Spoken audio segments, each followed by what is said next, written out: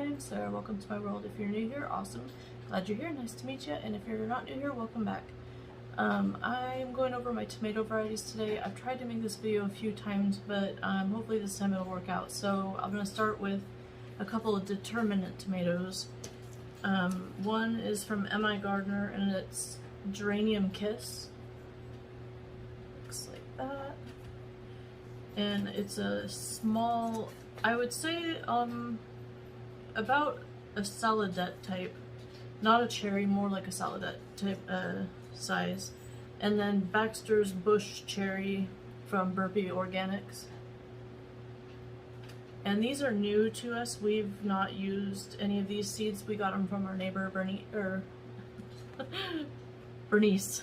I wanted to say Bernadette for some reason. Anyway, our neighbor Bernice gave us a bunch of seeds, and we're growing out a bunch of the seeds that she gave us this year, and we're gonna share those with everybody in our neighborhood, and then also probably sell a few. The next saladette type tomato would be Queen of the Night, and it's from Baker Creek Seeds. I'm really excited about this one because it's a dark, almost like a black creme or something, but like striped, kind of like a stripy tomato. I don't know how to explain it, but it looks really good. I like the darker tomatoes. They're more smoky to me, like an umami type flavor. And then Stupese tomato from M.I. Gardner is also like a saladette size. And then as far as cherry tomato goes, we're doing Gardner's Delight from Fairy Moores. And we've had these before. We really like them. They're just a good sweet cherry, just a classic red cherry tomato. Great flavor, and if I remember right, they were really prolific, so I'm excited about that one. And then this one's new to us, also from Burpee Organics, the Sweetie tomato. And one that we've grown before, but not actually, we didn't manage to get very many of them the year that we planted, so hopefully this year will be different, but we really did like them. The Berry's Crazy Cherry from Baker Creek. There's no picture of it on here, but it's a yellow saladette, or not saladette, a yellow cherry tomato, and it's really prolific. So I'm hoping that it'll perform better here than it did at our old place. And then as far as like big slicers go, from Baker Creek Seeds again, I've got Golden King of Siberia. It's like a yellow ox heart type tomato. And I believe it's more like a,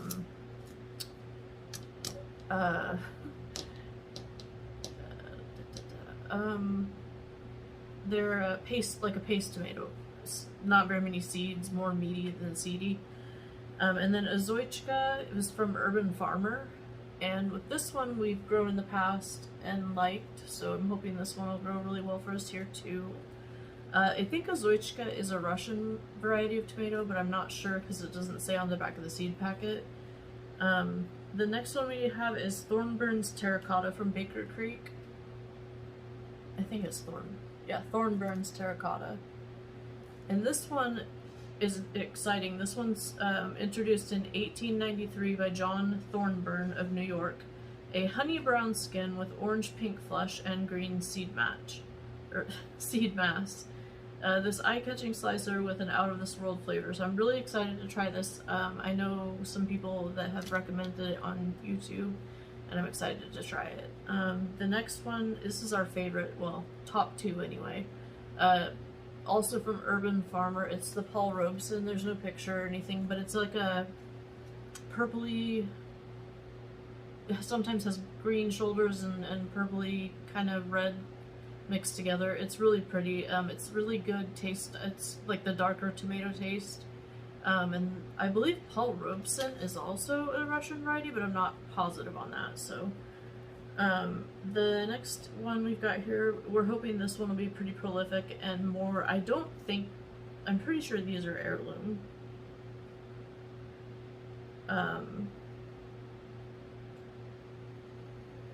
It says it's a legendary Jersey tomato featuring smooth 4 to 6 ounce fruits, unquailed flavor, and it's an indeterminate. I've never had Rutgers, but I know it's like a lot of people have this one as just like a classic red slicer. Again, along the same line, Burpee's Longkeeper, we're hoping this will be pretty prolific. Again, I don't know that these are heirloom. They might be F1 hybrids, but either way, hopefully if there are F1 hybrids, that would be fine because we like both. So, but I just don't know on those if they're heirloom or not. Brandywine though, Brandywine Red, I would assume this is, yeah, this one is an heirloom. So this says heirloom and the other ones don't, so I'm gonna go with the heirloom says heirloom.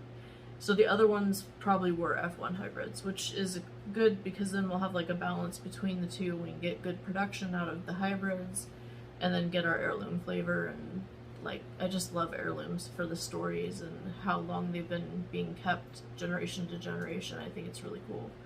So I do love both.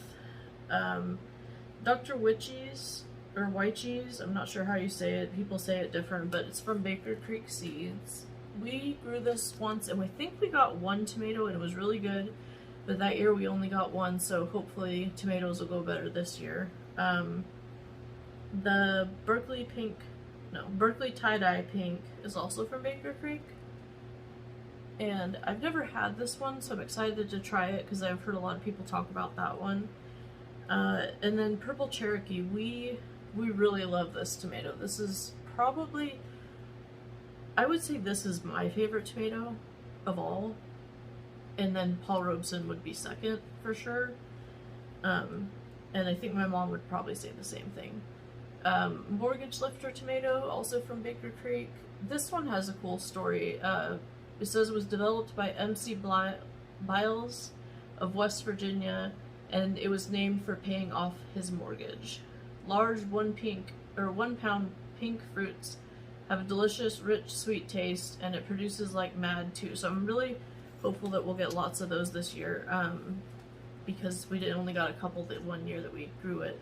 So anyway, the last one I got here for tomatoes is just a classic beefsteak from Fairy Moore's. And I'll leave a link down to all the companies that we buy seeds from, and that way you can find them if you want them. I'm gonna throw okra in here too. So we only have one variety of okra, and it's from Baker Creek Seeds, and it's the Eagle Pass okra. We grew this a couple years ago, and it produced pretty well, but I'm gonna try to grow like 4 to 6 this year in hopes that we can can the okra, because I don't know that my dad or mom would really be into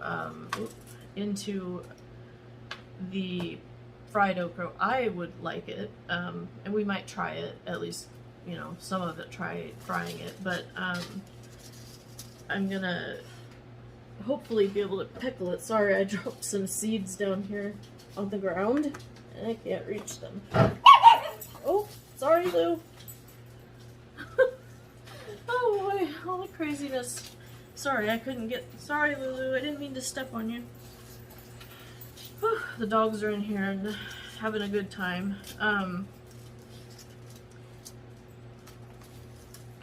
Let's see, I'm trying to organize these real quick for what they are. I believe that is it. So for peppers, we don't have a whole lot, but we have, you know, a few. We've got one eggplant that I'm going to go ahead and show you now. Burpee Eggplant Black Beauty, just an heirloom, just classic eggplant. So we're going to hopefully make baba ganoush this summer. I've never had it, but it sounds really good. And I do like, what's it called? Eggplant Parmesan. I like that, and I'd like to try maybe ratatouille, or however you say it. So I'm excited to grow a few of those because I haven't really grown eggplants, except I tried one year and got one, I think. So hopefully we'll get more and we can get it a good try. So for bell peppers, we only have one. It's the Burpee's Organics California Wonder. I have had this one before. and I really liked it as far as like a bell pepper goes. I'm more into, like, my favorite pepper is the Marconi Rossi. This one's from Home Organic Seeds. It's a really big, long, sweet pepper, and it's so good. I don't know how to describe it, but its flavor is more fruity and sweet, more I would say, than the California Wonder or truthfully any bell pepper. So I prefer these, and they get between 8 and 10 inches long. So I'm excited for those. We have quite a few plants of those. And then we've got Greek peppercini. Now this is a hot pepper, and I'm not really into the hot stuff, but I'm gonna try. I do like pepperoncinis like on my sub sandwiches and stuff, so that's like the only way I've ever had them is on a sub. So my idea is that I think I want to ferment these so that I can see what they taste like fermented, because they kind of would have that pickly kind of, you know, flavor, but I wouldn't have to pickle them. It could just ferment them. So I'm going to try doing that, and we may just can some too, like pickled for sandwiches and stuff. And then the poblano, this is a ancho poblano from Ed Hume Seeds. I got these from Fred Meyer's, I believe, so I'll link that below too. I think it's Fred Meyer, but anyway, the next pepper is cayenne long red pepper, and this is from mypatriotsupply.com. So there's a small picture, but you probably can't see. It's just a long red cayenne pepper, so I'm excited to grow that one, and we're gonna make our own cayenne powder out of that. And then this pepper I'm like excited to try that I've never had before that sounds really good is the corbaci pepper. They get long and they're sweet, and I'm so excited about these. We have quite a few plants of those going because I want to have them for snacking. We usually have a vegetable tray going, and we typically do like a bell pepper or something as a snacking pepper, but we've been recently using the smaller peppers that you can get. I don't know what variety they are, or anything, just smaller peppers, and so I'm hoping these will replace that and be really good, and I think those would also be good fermented, so I'm going to try to do that. And then these Sugar Rush Peach from Baker Creek, these are also spicy, but I'm going to try fermenting them because I think I could handle it if they were fermented. I think it might help with the spice, maybe not, but it's worth a shot. In years past, we mixed the Sugar Rush Peach with the Habanada from Baker Creek. This is a habanero, but without the spice. And we mixed the two and made like a hot pepper powder, and it was really good. I put it in like top ramen, and you can put it on spaghetti and all kinds of stuff. So I'm gonna try to pickle both of those, or not pickle, ferment both of those. And we may pickle some too, I don't know, but I want to try fermenting for sure on those. And then my favorite new pepper that I'm excited to grow is Big Jim pepper.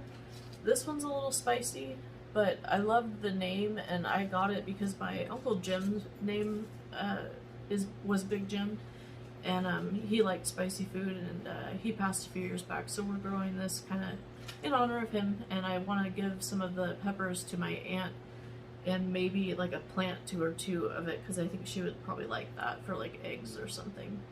So yeah, that's all for what we're growing. We've got the peppers were started on the 3rd of March or 4th of March, I believe.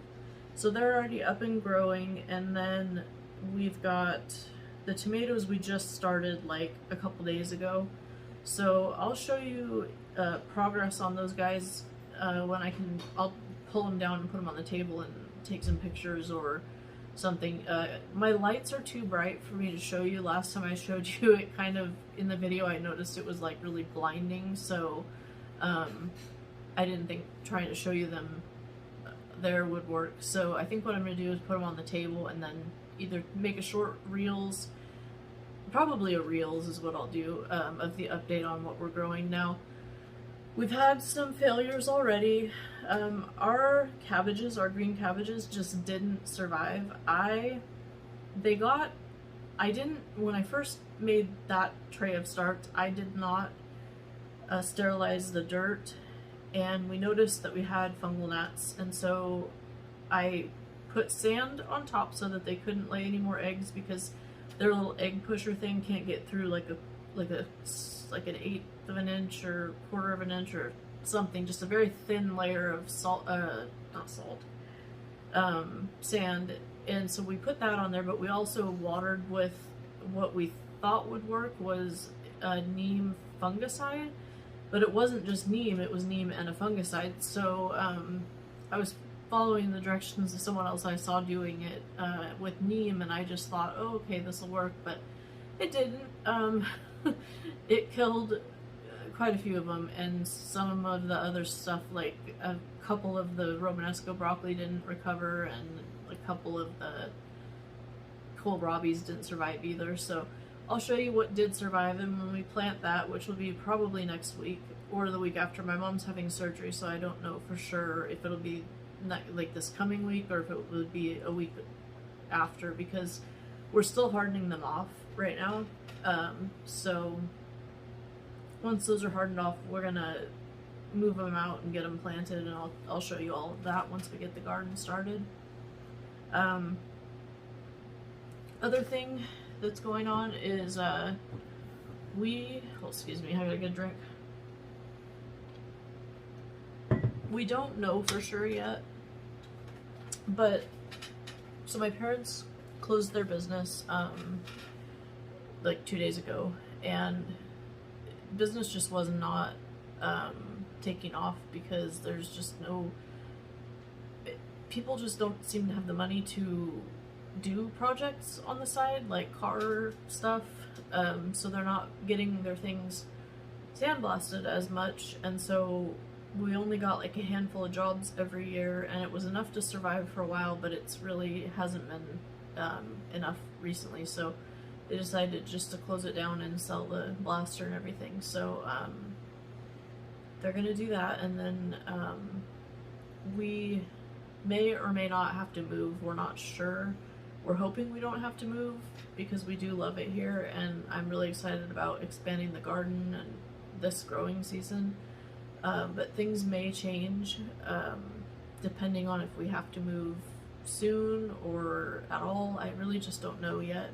But once I do know, I'll let you know what we decide, and show you the new place if we get a new place, and show you the whole process of moving and starting all over again with a new garden, like we did about 2 years ago. So I'll take you along for that if that happens, and if not, we'll just keep going on in this garden this year. And then if we do have to move, I might have like a little bit of an interrupt in the season as far as me doing gardening videos and things like that, because I don't know for sure when this will happen. If it does, it could be in a month or two, or it could be 6 months from now. I really just don't know what we're gonna end up having to do. But again, looking at it like a blessing. If we're meant to be there, we'll be there, and if not, we'll be here. Either way, I'm ready to get a garden going again if I have to, like start over, and if not, to just expand this garden we have now. So I should know maybe by the next video what's going on. Maybe not, it might be a little bit longer, but once I know for sure what's going on, I'll let you know. So anyway, I hope you'll stick with me through the summer, and hopefully we'll be able to do some gardening videos, but if not, I'll be doing herbal videos still. So if there's no garden stuff to show, I will just be going ahead and going through the different herbs again, because I still want to do that. Garden season kind of come up on me real fast, and I just transitioned to like garden mindset. So we'll see what happens, and I may start doing more herbalist videos as well, because I would like to share what I know in that area. So yeah, I hope you stick with us, and I hope you like, comment, click the subscribe button so you don't miss my next video, and I hope you have a serendipitous day.